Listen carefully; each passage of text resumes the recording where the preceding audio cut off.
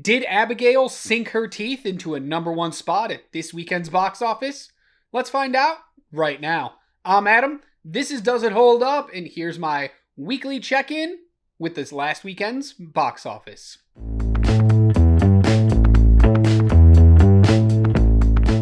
As always, we're going to start with what were the top 10 movies. And in first place is Civil War. Actually takes the number one spot again in its second week.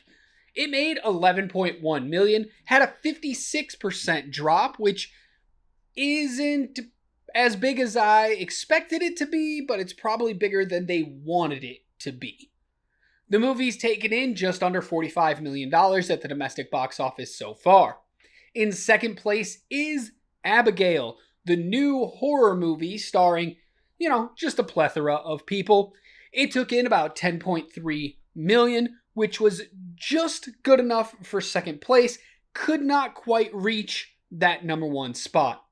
In third place is Godzilla and Kong, the New Empire, in its fourth week, with another $9.5 million, only a 38% drop, pretty strong hold in the fourth week.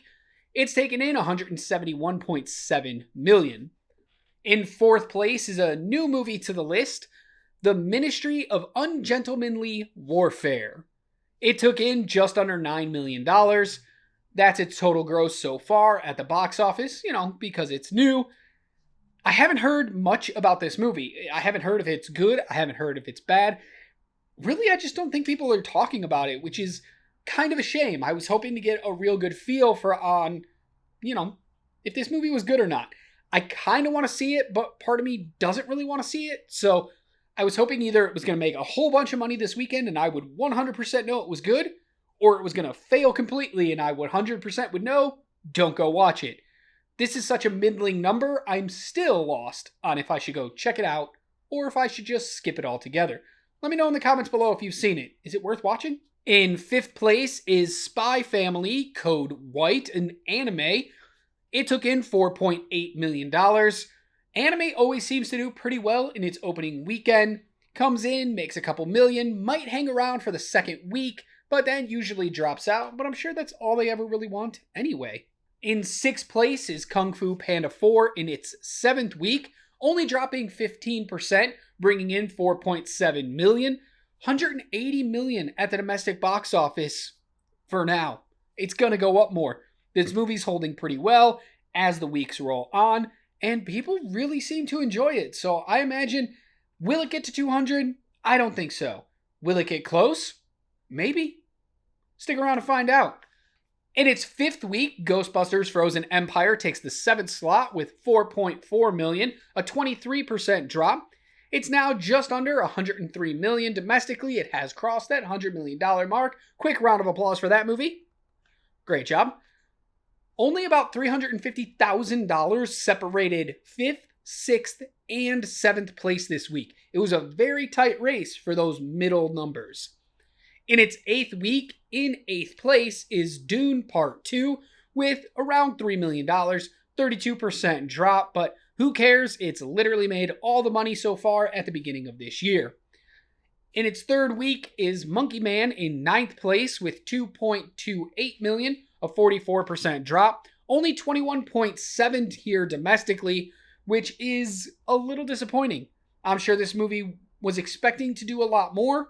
I was expecting it to do a lot more, but, it wasn't that great of a movie. So this number kind of makes a lot of sense. And rounding out the top 10 is The First Omen, also in its third week. It took in $1.79 million, a 53% drop, $17.8 million at the box office. 3 movies fell out of the top 10 this past weekend. Shrek 2's re-release after, it's been forever since this movie first came out. I'm surprised it even got into the top 10 again.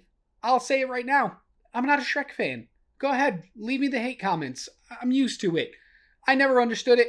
I didn't think it was really all that funny. I don't think the movies were all that good, interesting, entertaining, whatever you want to say about them. I just don't think they were it. I think they get a little too overhyped. Also, after just 1 week, is the movie The Long Game, falling out of the top 10, and Arthur the King after 5 weeks.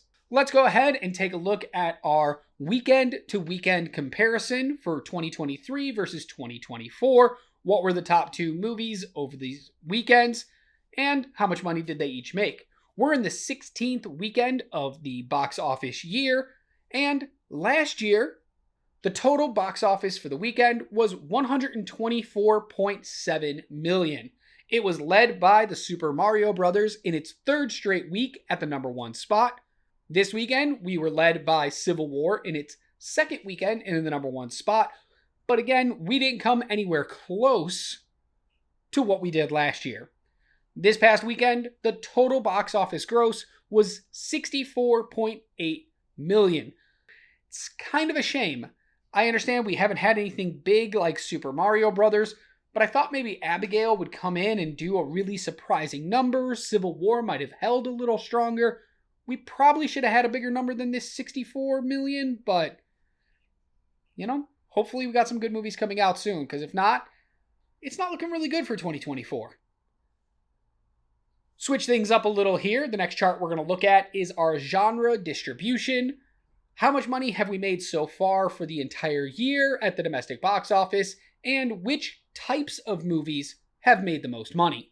So far this year, we have made about $1.95 billion, and action leads the way, far and away, in first place. Nobody's going to catch them, at least not anytime soon.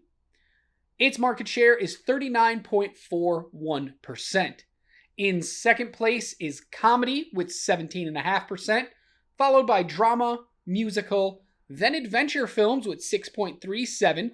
They're kind of catching up to that musical, so that might change pretty soon. Horror's 4.5%, thriller suspense 3.75%, romantic comedy 3.27%, and all the other genres combined to make 0.86% market share.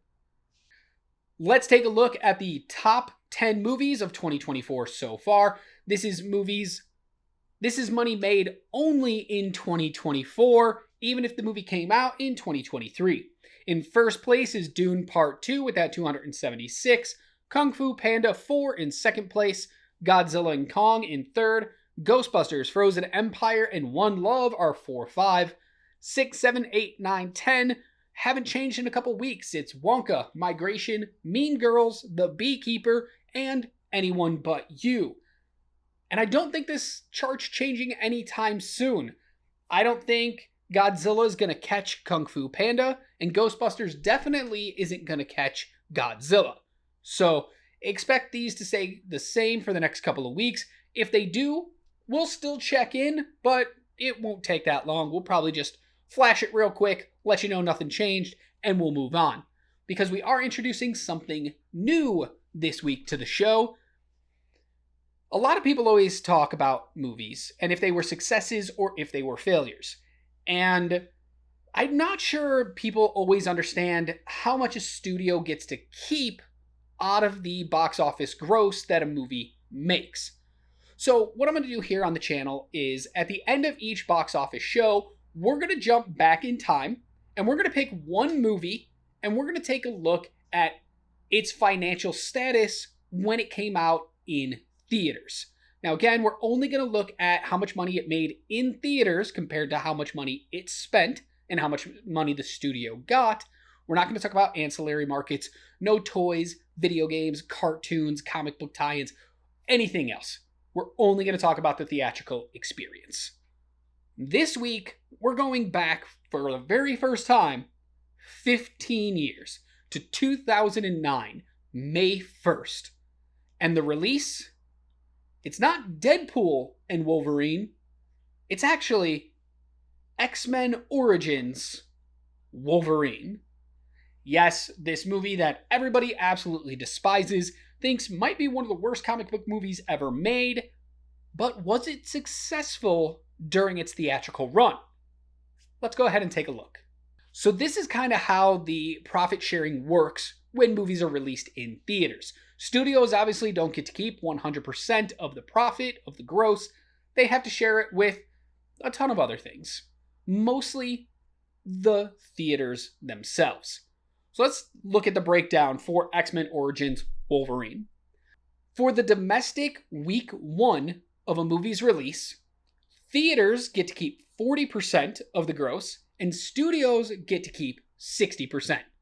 So X-Men Origins Wolverine brought in $102.6 million in its first week at the box office, but the studio only got to keep 60% of that, meaning they only got to keep $61,574,488. In its second domestic week, the studio gets to keep 55% of what it made. See how that number drops a little bit? As the weeks go on, the theater actually gets a bigger share of the money coming in. So in the second week, not weekend, Origins made about $33.6 million. The studio kept that 55%, which was about $18.5 million. And then in week 3, domestically, meaning the United States and Canada, the studio gets to keep just 50%. They go 50-50 with the studios. And this might change per studio. Maybe Disney gets a bigger share, maybe Universal does. But this is the general idea of how each studio works. And these are the best estimates that I could find for their percentage share that they get to keep. So domestic week 3 plus, all the way through its theatrical run, the studio gets 50%, the theater gets 50%. So Origins Wolverine made $43.5 million through the rest of its run, meaning the studio got to keep $21.8 million. Internationally, the studio gets to keep much less. Overseas, they only get to keep 40% of the money coming in at the box office. So internationally, X-Men Origins Wolverine took in $195 million. The studio kept their 40%, which was only $78 million. And China has their own set of rules. So if a movie gets a theatrical release in China, the studio only gets to keep 22.5% of whatever the movie makes. X-Men Origins Wolverine did get a theatrical release in China. The problem is, the numbers were never reported, so I actually don't have anything from the Chinese box office for this movie, so we're just going to mark that off as NA. But I will give you an estimate of how much money it needed to make in China when we get to the end. So we could take a look at the budget, which was an estimated $150 million to make this movie. Not exactly sure what they spent it on because that CG is awful. Marketing costs, this is commercials, prints and advertising, whatever. I'm going to estimate that it was about $100 million. Most of these big budget blockbuster movies usually spend right around there for marketing. So the total gross for the movie was $374,825,760. After the theaters all took their share, the net was $179,864,364. So if we take that number, and from that we minus the budget for the movie and the marketing budget, we'll see that the estimated loss for X-Men Origins Wolverine was about $70.1 million. That movie lost $71 million during its theatrical run. That's actually not that bad. That's something the studio could definitely make up. They had a video game tie-in with this movie, which brought them in a good chunk of change. Home release, streaming rights, any ancillary markets definitely made up that difference. That's not too bad. So yes, the movie looks like a failure, but overall it most likely made a profit.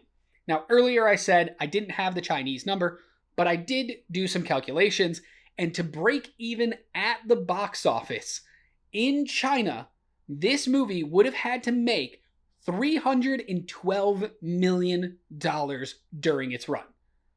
Now, we don't have the numbers, but I can 100% guarantee you it did not make $312 million in China alone.